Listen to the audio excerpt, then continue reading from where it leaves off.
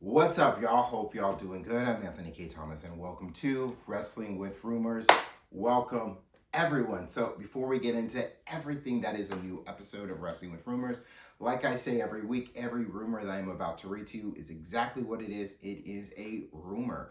We can speculate as wildly as we want, but until that rumor is proven fact or true by the company promotion or the person the rumor is about, they remain what they are, rumors. So with that, let's get into a new episode of Wrestling with Rumors, starting with Brandon Thurston had brought word that an agreement had been reached in the WWE shareholders lawsuit, and the trial is now canceled.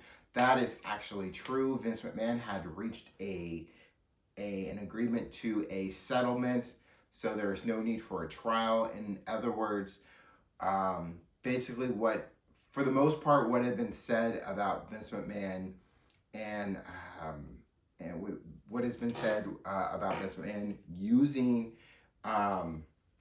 using the app called Signal to discuss about the sell of WWE to who he actually wanted to sell it to. It sounds like is all true in knowing that using Signal was going to and knowing using Signal and having it set to automatically to delete text messages, and in other words destroying evidence by using Signal. And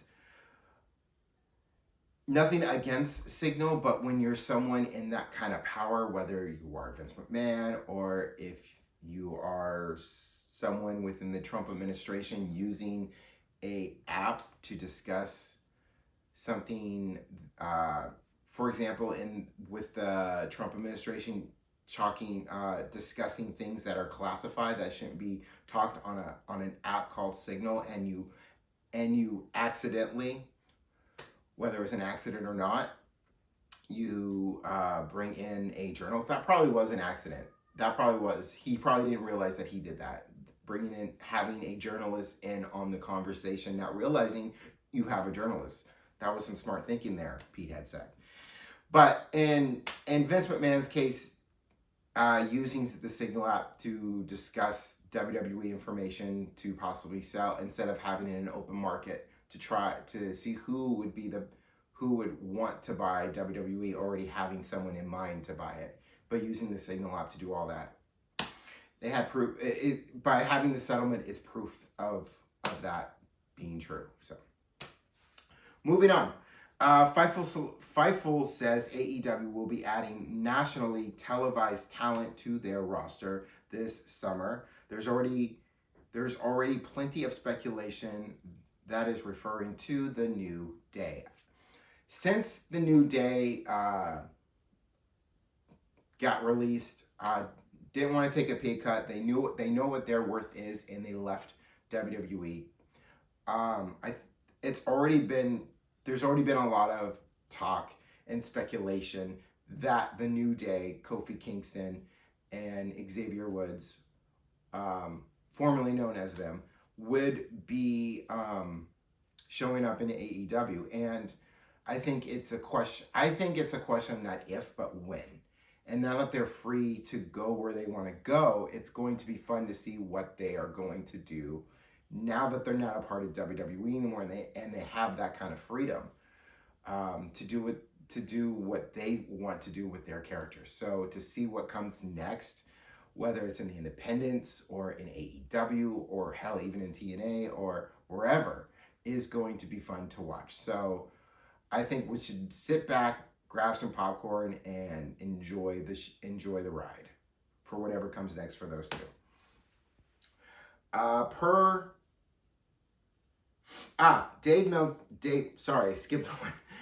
Dave Meltzer mentioned on Wrestling Observer Radio that the deal within WWE's working agreement with TNA is that WWE can buy them if they want to. Interesting. I think for this, you know what? I'm just going to go right into it, because I was going to talk about this and then I wasn't, but after reading this, I'm going to talk about this. In WWE, possibly buying TNA because they can. In this deal, they can if they want to. Excuse me. It feels like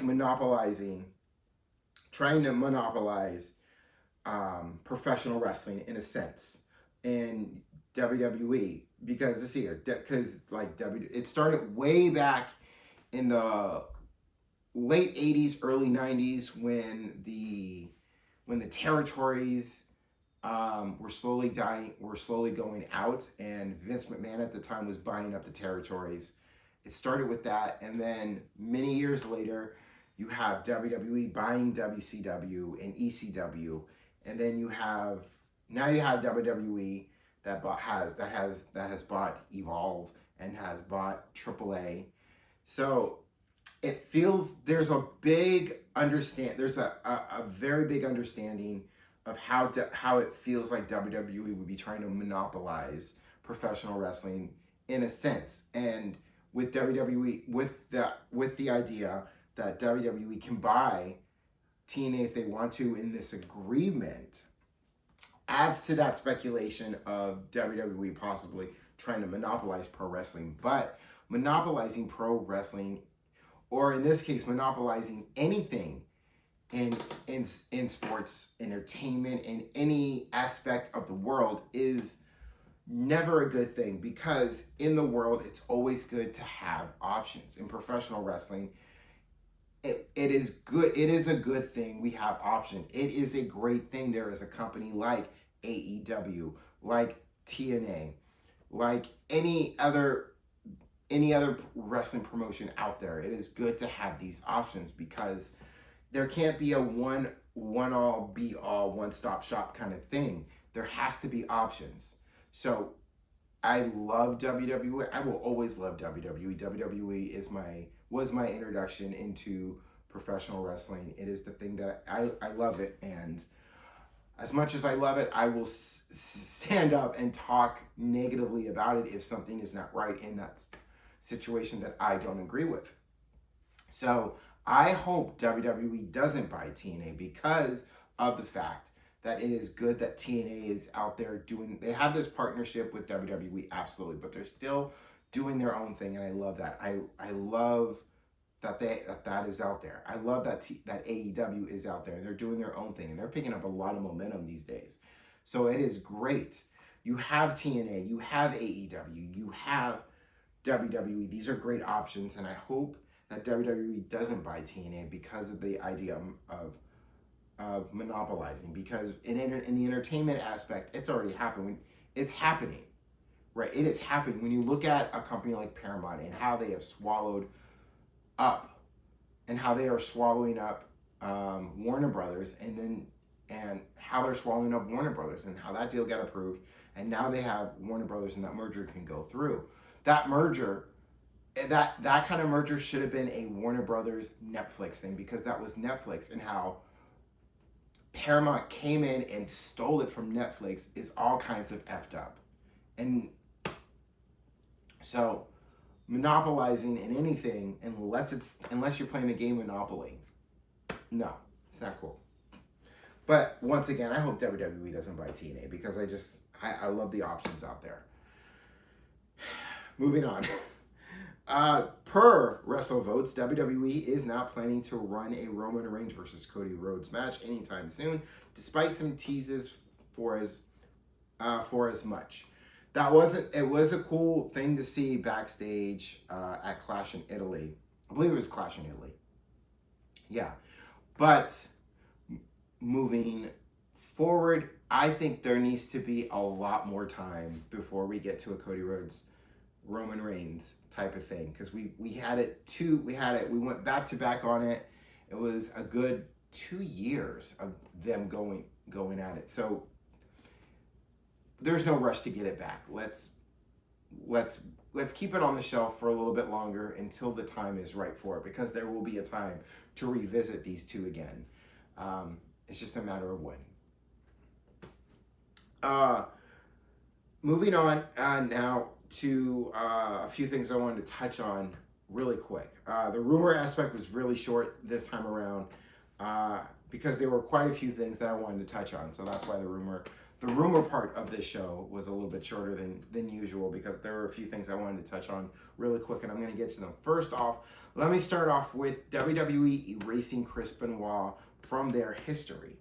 Now, I understand it because what Chris Benoit did to his family and himself is a horrible, unforgivable thing. Absolutely. And that's what led to WWE. Once WWE learned what Chris Benoit actually did, that is when WWE started to erase Chris Benoit from their history. And that's everything that they have in their library. So that's everything WCW-wise, and I believe he was in ECW for a little bit too. And stuff he did in WWE. And that's including a very special moment between when Chris Benoit won their World Heavyweight Championship, and there was that moment at the end of WrestleMania. I think it was WrestleMania 25. Excuse me. Wait, no, not WrestleMania 25. I believe it was WrestleMania 20. I think it was WrestleMania 20, and that the end of that, in that moment, when both Chris Benoit and Eddie Guerrero are sharing a moment in the ring and they're hugging each other because they both did it. They both made it to the top of the mountain. They're both world champions, and that history that they had together and coming to WWE together as the Radicals with Dean Malenko and Perry Saturn. And just so you know where they started and where they came, that was a beautiful moment for them to have. Chris Benoit was an incredible talent inside the ring. He was an incredible pro wrestler. And what he did outside of the squared circle and how it all ended for him and his family is horrible, tragic, and unforgivable because of what he did. But I feel that WWE erasing Chris Benoit from their history is to compare it to, to compare it to the Trump administration erasing certain things from America's history, people trying to erase slavery from American history, and trying to erase all the bad things that have happened in America that's part of the history. Good or bad, it is history. When it comes to America, America has gone through a lot of crappy shit. How America was discovered and was taken, in a sense, is some fucked up shit. Because, in all honesty, we are immigrants. Everyone, I don't need to get into history, but y'all know what I'm saying. But anyway, the history of America, when you look at how it was discovered, how it was taken, and moving past that, when you look at slavery, it's all nasty and it's all stuff I know a lot of people don't want to talk about, but it's still part of our history, and we need to look at that, and we need to honor that, because it is a part of it's a part of America's history, and it's a way to look back and know not what to do, to know and understand what to do moving forward in the future. So you can't to erase that history is terrible, and I know I feel like I'm mumbling through it, and I feel like I'm a little off the reservation on it. But so for WWE to erase Chris Benoit's history, you can't. It's a terrible thing that he did, but you can't undo that history, because the matches that he had, the championships that he won, it's still there. And a lot of us who grew up and we saw it, so we know it's there. We know what happened. But I understand why WWE erased that history, and why Chris Benoit will never be able to get into the WWE Hall of Fame. I understand that, and I respect that. I get that. But I still feel that the match side of it shouldn't be erased, that you should still be able to watch those matches with Chris Benoit, because you're also deleting the opponent that Chris Benoit went up against. And I mean, Randy Orton's first World Heavyweight Championship match and win was against Chris Benoit at a SummerSlam. He beat Chris Benoit to become the youngest at the time World Heavyweight Champion. You can't erase that. You can't erase the triple threat match that Chris Benoit had for the world title and won. You can't erase the moment between Chris Benoit and Eddie Guerrero. I know they did, but you really can't, because that was a beautiful moment.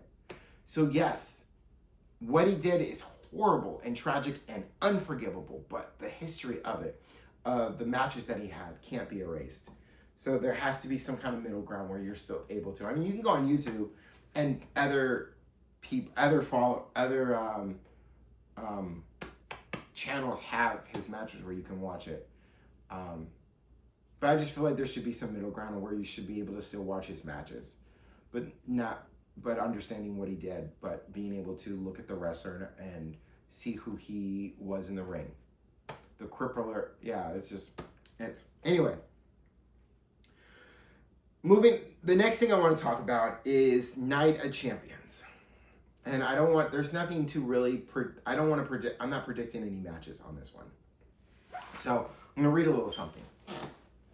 Flying to Saudi Arabia currently carries significant security risks due to the ongoing military tensions in the region. Most Western governments, including the United States Department of State and the UK FCDO, which is the Foreign Commonwealth and Development Office, advise travelers to reconsider or avoid non-essential travel. The risk of missile and drone strikes, airspace disruption, and general instability remains elevated. There is nothing essential. This is where I come in. There is nothing essential about WWE going to Saudi Arabia. Yes, I wrote that little in at the end. There isn't. There is nothing essential about WWE having to go to Saudi Arabia. Night of Champions is not an essential thing that needs to happen in Saudi Arabia. Night of Champions is an event that should still be taking place. We're already starting to build towards it, but it is something that can safely happen here in the United States. If you still want to do it in another country, fine. Do it in another country where it's safe. Go to Australia. That is safe, But to go to Saudi Arabia in the Middle East while there's still a war going, while they're still dropping bombs,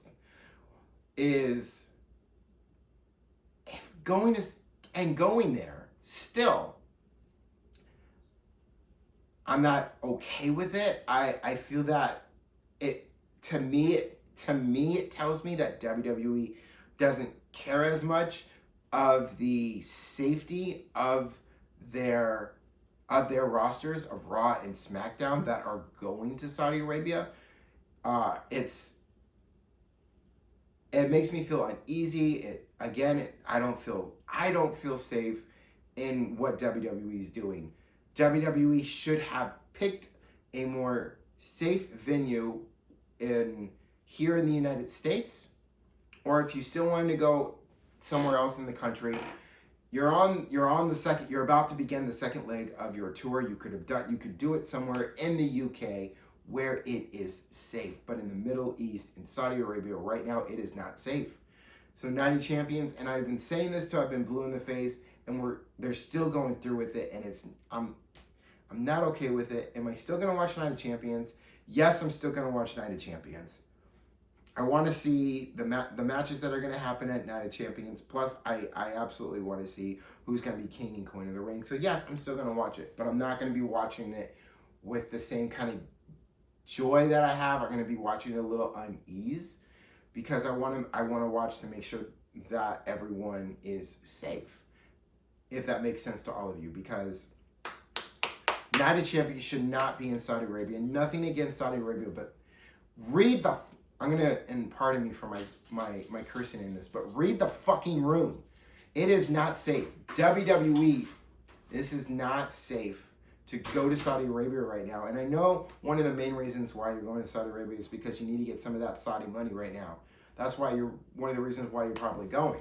Because if you really absolutely gave a shit about the wrestlers in WWE, and I'm mostly talking to TKO on this one, you would not go through with Night of Champions in Saudi Arabia. You would say, we will come back to Saudi Arabia when it is safe. Right now, it's not safe. For now, Night of Champions is going to be somewhere else, in Florida, for all I care. as long as it's somewhere safe. And right now, with this warning, Saudi Arabia is not safe to be in right now. It is not safe to fly there right now. Night of Champions is not an essential event that needs to happen in Saudi Arabia. Night of Champions is an event that absolutely still needs to happen because it's on the books, but it needs to happen somewhere safe. And America right now is safe enough to do it. If you want to go to Canada, go to Canada. If you need to still go out of the country, go to Canada. That'll be it. That is where I'll leave it at right now, because they're not going to listen to me. They're not going to care what I say. They're still going to go to Saudi Arabia. One of those reasons to get that Saudi money. So it is what it is, I guess. But I don't feel good about it. I really don't feel good about it. Moving forward, Tatum Paxley says goodbye to the NXT crowd after losing her North American Championship to Zarya, and as she appears to be heading to the main roster. It looks that way, as during off air, Zarya thanked and said goodbye to the NXT crowd. What comes next is the main roster. Where on the main roster? I am really hoping SmackDown is where Tatum Paxley will end up. We will see. We're still waiting to see when Blake Monroe is going to be making her debut. You know, it's been almost a month, and when we see those vignettes, it still keeps saying coming soon. So I don't know if WWE is waiting to debut her during the UK tour, or after Night of Champions or whatever, but it needs to happen soon. And as far as Tatum Paxley, I'm really hoping SmackDown is where she lands. As far as Natalya versus Jaida Parker, which is happening this Tuesday on NXT, I feel that all of this that's happening right now between Nattie and Jaida Parker, I feel that this is getting Jaida Parker main roster ready.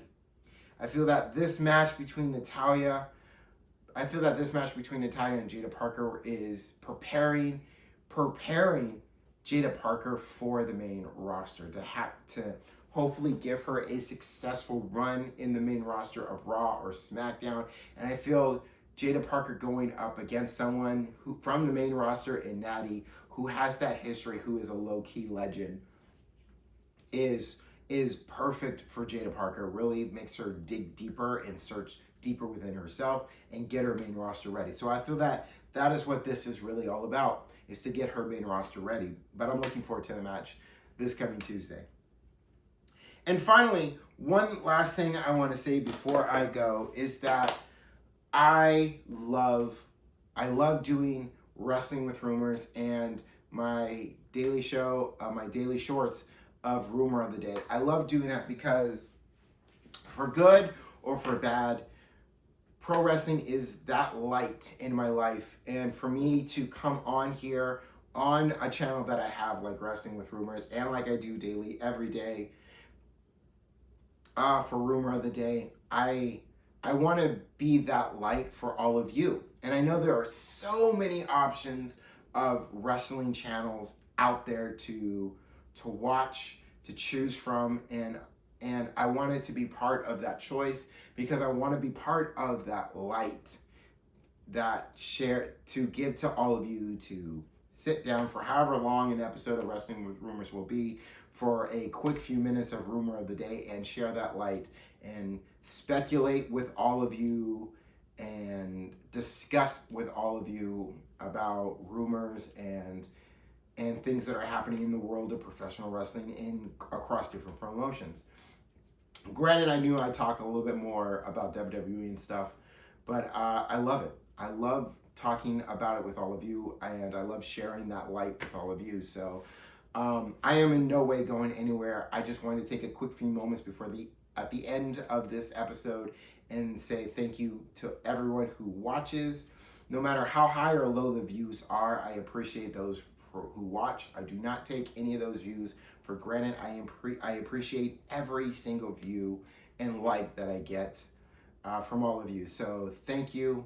And I'm not going anywhere. And the light, I'm going to continuing to keep the light as bright as possible for all of you, to share with all of you. So, but for now, this has been Wrestling with Rumors. If you haven't yet, go ahead and hit that subscribe button so you can keep up when all new episodes of Wrestling with Rumors and Rumor of the Day and anything else that I talk about or drop on here for Wrestling with Rumors comes out. Go ahead and hit that thumbs up, leave a comment, all that good stuff. It all helps, and I appreciate all of you once again for watching. Appreciate it, the views and all of that stuff. But for now, hope all of you have a good, fun, and safe week.